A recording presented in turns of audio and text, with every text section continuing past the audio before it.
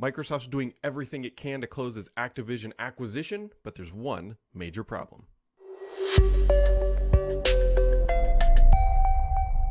Happy Friday, friends. It is Friday. Hopefully you had a wonderful week. It has been a super de-duper interesting week because Microsoft is in the courts trying to close this deal, trying to get past the FTC here in the US, and a ton, and I mean a literal ton, of court documents have been unsealed. We are learning all sorts of information about how Microsoft is thinking internally, approaching these problems, and everything else. So this Friday podcast is going to be a slightly different for some people. If you're watching this on the video, I'm going to be rolling some B-roll because I got to read a lot of the context, and typically that's hard to do while looking at a camera. For audio people, nothing's probably really changing. And of course, we always have my favorite part, the questions at the end. But let's dive deep into what is going on in the courts because we've been through day one and day two will be happening potentially while you're watching this video. But the big problem, which we will get to here in just a second, is honestly a pretty big problem. So let's roll the B-roll and let's get started. So in the court documents that Microsoft has put up, they were really candid about some of their placing in the market. If you remember a couple weeks back that Microsoft put out this post where they were talking about the future of Xbox is bright. And I even did a video on it over on the YouTube where Microsoft was talking about how many people they have playing games, over 150 million people playing games, reoccurring games and things like that. Like Xbox is bright, Xbox is wonderful. They did this, as I kind of assumed, because some of the documents that would come out of this court case made them not look so great. Because that's what Microsoft is doing. They're trying to go to the court and say, look, we're a little teeny tiny video game company and we need these Call of Duties to make ourselves better. Anyways, so in the court documents, this is Microsoft's own wording. This is Xbox has lost the console wars and its rivals are positioned to continue to dominate. Xbox had 16% share of the console sales in 2021 and 21% of the console install base overall. They go on to say, in 2001, Microsoft entered the gaming industry with the launch of the first Xbox video game console in competition with established incumbents Sony and Nintendo in that generation. In that generation, Sony and Nintendo outsold Xbox by a significant margin, with every succeeding generation over the 20 years since. Sony, Nintendo, and Xbox have remained the three major consoles producers and have engaged in the industry refers to as the console wars. Xbox console has consistently ranked third of the three behind PlayStation and Nintendo in sales. Microsoft positioned itself. No real big surprises there. I mean, anybody who looks at this content and looks at these numbers knows that we've talked about it on this channel before that the PlayStation has typically outsold the Xbox 2-1. Although we got some numbers through this documentation, it looks like it may be even closer to 3-1, depending on the time frame, and even up to 4-1, depending on the specific year. And so Xbox is pretty far behind in terms of PlayStation sales. There is no argument there. And Microsoft's point is that, look, we continuously be our third place here. And that's just who we are. Other interesting things that have come out of this is that Disney had a deal for Indiana Jones games that would be multiple consoles. Hines confirmed, so this is court testimony. The FTC says the deal was amended post-acquisition to be Xbox only for consoles, which is a little bit of a leak. So then the upcoming Indiana Jones game is going to be an Xbox exclusive, but more likely an Xbox and PC exclusive. So Xbox platform, if you will, and the platform extends to the PC. Other super interesting things from the Sony side that have come out. Jim Ryan initially said that this Activision deal wasn't gonna be like the be-all end-all that Sony is making it out to be. He said, in his own words, it is not an exclusivity play at all. They're thinking bigger than that. I'm sure we will continue to see Call of Duty on PlayStation for many years to come. He said, I've spent a fair amount of time with Phil Spencer and Bobby Kotick, and I'm pretty sure we will continue to see Call of Duty on PlayStation for years to come. And we'll be okay. Actually, we'll be more than okay. Which is, right par for the course for what has been said all along. Keep in mind that Microsoft has been trying to get Sony to sign a 10-year deal for Call of Duty, and they refuse to do it. Other companies have signed on, even Nintendo for that matter. So a lot of different companies are grabbing that, and then of course there's all those cloud deals and all of that.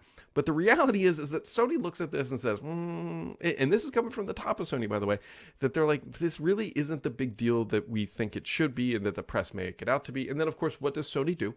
They say, this is the big deal. This is where we're really going to be. we are quite concerned that Microsoft will make it an exclusive and that they will lock us out and they will intentionally ship buggy versions of Call of Duty on PlayStation. That is something that they have quite literally said in the EU and the CMA. That is how Microsoft could harm Sony without actually pulling the game from the console. Either way, it's a pretty damning piece of evidence where the CEO of Sony PlayStation just says, look, it's probably really not that big of a deal. Now, one of the super interesting things that has come out of this is that in the EU and the CMA more specifically, like some of the biggest concerns were actually cloud gaming. Cloud gaming was like the be-all end-all thing for the CMA, and Microsoft actually really kind of talks about how cloud gaming they don't think is maybe going to be a market, and that in the US, it seems, at least from this initial information we've gotten from the FTC, and keep in mind there's a whole nother day ahead, is that cloud gaming may not be really the focus at all. Like that seems to be secondary. Anyways, Microsoft did confirm that they were considering building an xCloud or cloud gaming only SKU. Basically think Stadia, where you could just go pay for that content and then only stream it.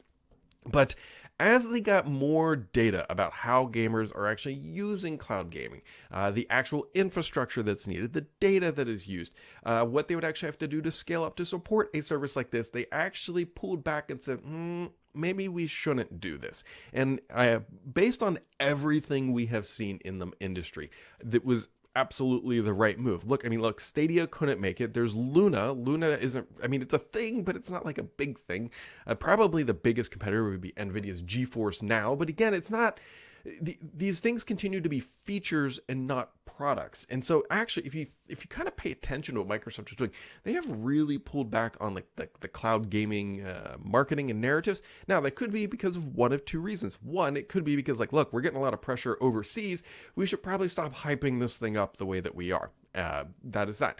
Or the other reality is maybe this just isn't as good as we were hoping, and people and consumers don't really want something like this. And this just isn't the thing that we thought it was going to be. And so let's just kind of scale it back. We'll continue to support it, but it's not going to be the primary focus of our marketing messaging going forward.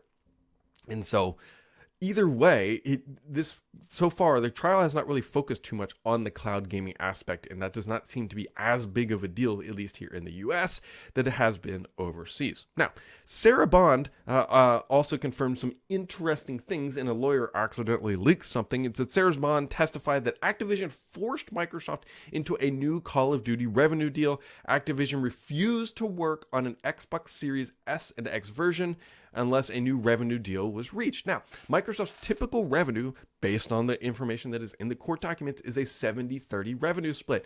But one of the lawyers let it slip that for some companies, they do an 80-20. And I'm almost certain that that means that Call of Duty is getting an 80-20 revenue split because it's so critical, based on the Sarah Bond's language, to get the deal done. And so that is just another bit of information. That is some inside baseball that is going to make some publishers really angry. Take an Ubisoft, for example. Let's just say Assassin's Creed. Well, I don't know if Assassin's Creed is the same level as something like, say like a Call of Duty. Maybe like a Madden NFL or a FIFA or an NBA from EA. And if they're getting a 70-30 split and they just heard say, look, Microsoft's willing to do an 80-20 for critical titles, you better bet your bananas that EA is going to be really angry that they're only getting a 70-30 revenue split when Call of Duty got an 80-20. And I think you could argue that the NBA series, the NFL, and the FIFA series coming from the EA side of the equation are probably in that same category, at least in specific markets for sure. So funny things that sort of also came out is the FTC said, you need Windows licenses. You need a Windows license to stream PC games, correct? And they said this to Miss Sarah Bond, and the answer is no. And there was a little bit of an egg on the face of the FTC individual, because in fact, you do not need a Windows license to stream games. And we know that because you could do it on a Mac. You can do it on a phone. You could do it on a bone if it had a screen and probably internet connectivity. Okay, you can't do it on a bone. It rhymed. Anyways, that was just one of the little funny things. Microsoft also, and this is several years ago coming from Matt Booty, did not want to have its games on GeForce Now. Now, remember, Microsoft recently signed a deal with GeForce Now. Now, the reason for this is several years ago, Microsoft was extremely bullish on xCloud, and again, that was their massive go-to-market messaging, right? It's big, it's new, it's fresh, you could only get it on through Microsoft. And so, yeah, I see why they did not want their stuff on GeForce Now. As it turns out, that market did not materialize in a way that Microsoft was initially expecting and or hoping, and so now they're trying to be friends with everybody, which is why they signed the deal. The FTC is making a big deal out of this because Matt Booty said no effing way.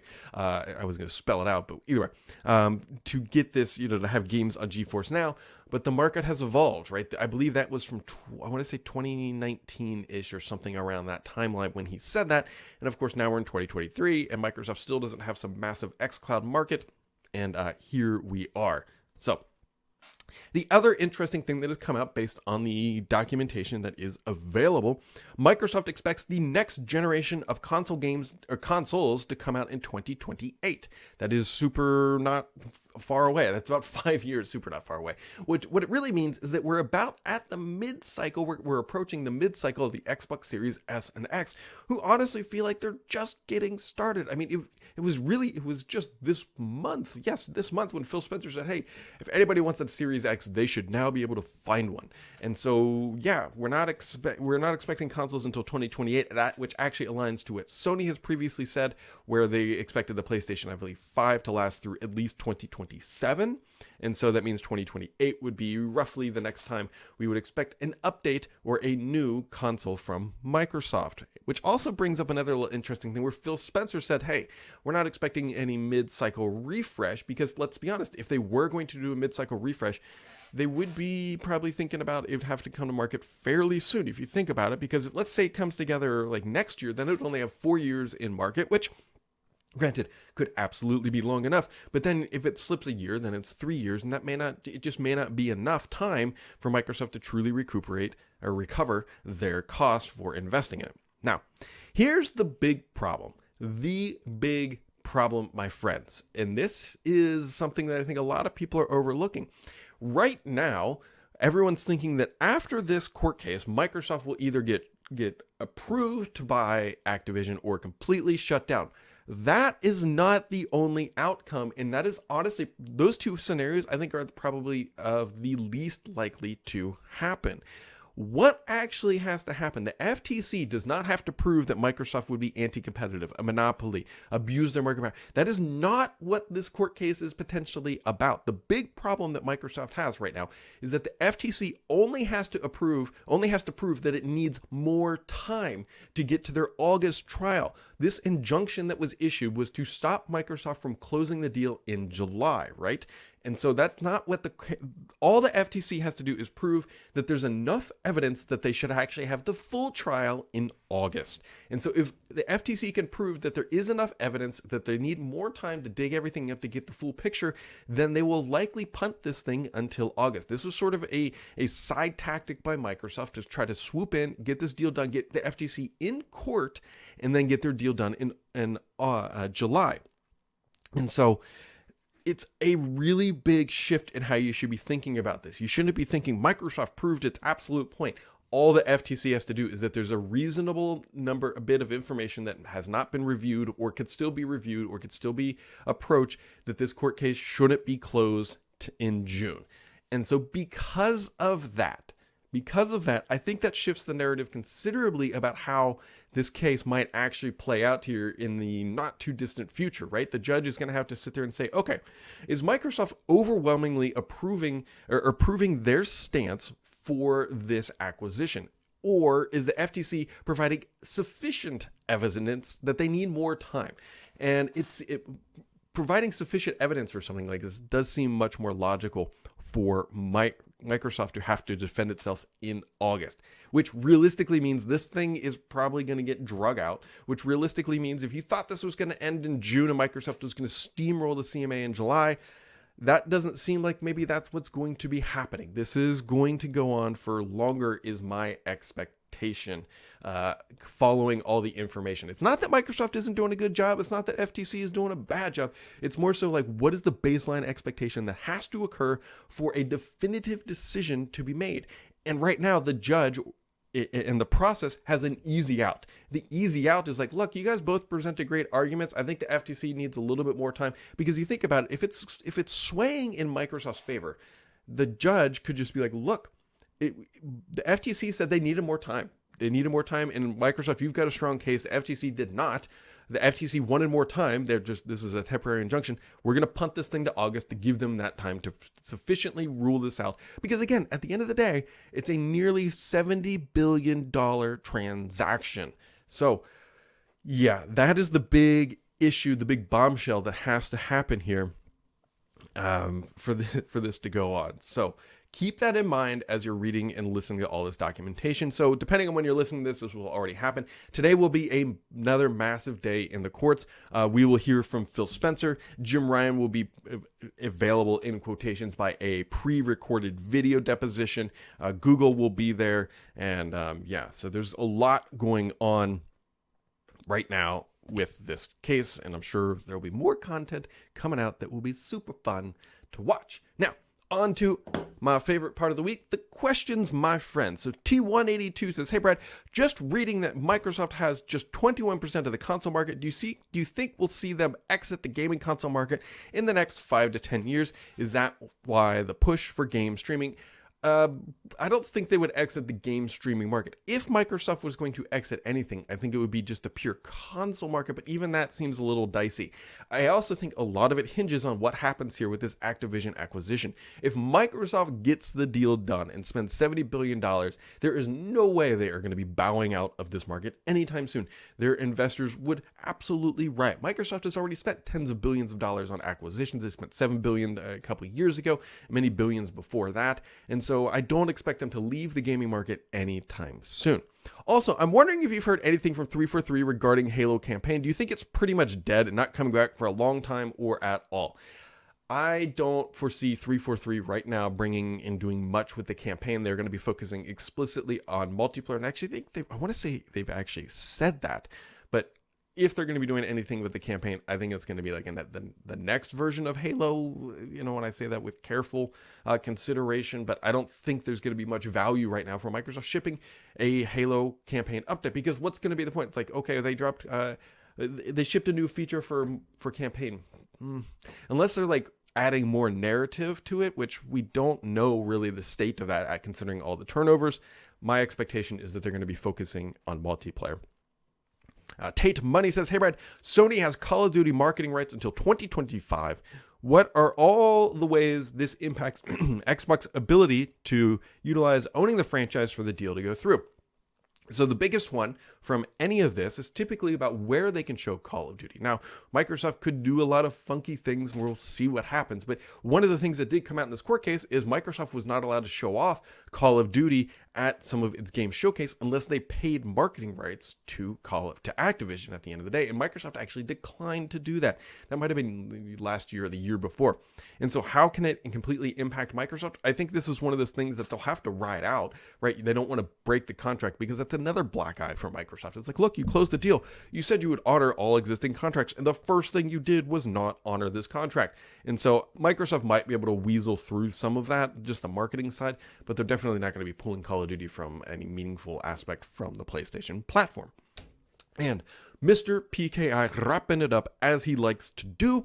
He says, how about a fun one this week from a global audience? The hot topic is ChatGPT and Copilot. Are you and your business partners and engineers using generative AI in your daily work? And are you concerned about some of the risks using the content, code, and images that are generated from AI from a licensing and copyright perspective? So yes, this is always a super hot topic, right? Midjourney is fantastic for creating images. So one of the things that Stardock has done is we've actually built our own tooling that is trained on our own images. The one thing that Stardock, well, not the one thing, but one of the aspects that Stardock has for it is that it has a massive library of images. We've been making games for 30 years. I think it's 30 years, for a long time, a couple decades. So there's a lot of art assets that we already own and that we can train the models off of. And so that is one way that you can work around it, is if you have that capacity. And so, yeah, and using the code that is created by generative AI is always risky no matter what you do. So it's generative AI, aside from the non-images that are generated, is only good as the user who is creating it, right? You got to have the right prompt. Then you have to be able to integrate it into your own code. You can't, it's very risky to take just a click copy in ChatGPT and just paste it into your code asset repository and just say play and then watch your things run. You have to understand what is going on. So we are very careful and approach this from a very diligent perspective. when trying to integrate and use these technologies, because it's a gray matter area. Nobody really knows. Like, the courts haven't dictated one way or another fully yet about how this stuff works. Microsoft is in a little bit of heat too from their GitHub stuff, because like, hey, that learned off of other people's code bases. Some of it open source, some of it not licensed for that. And how does that fall? So interesting conversation. That is one for the courts to decide. So there you go, my friends. That wraps it up for this week. What a very super interesting week of things going on. Today is going to be just as spicy as yesterday. Hopefully you had a wonderful week. There'll be more Xbox content coming out. We'll see where this lands. I'm thinking it's going to get punted to August. I could be wrong. Wouldn't it be the first time? As always, my friends, make sure to keep it subscribed here, because the only BS on this podcast is me.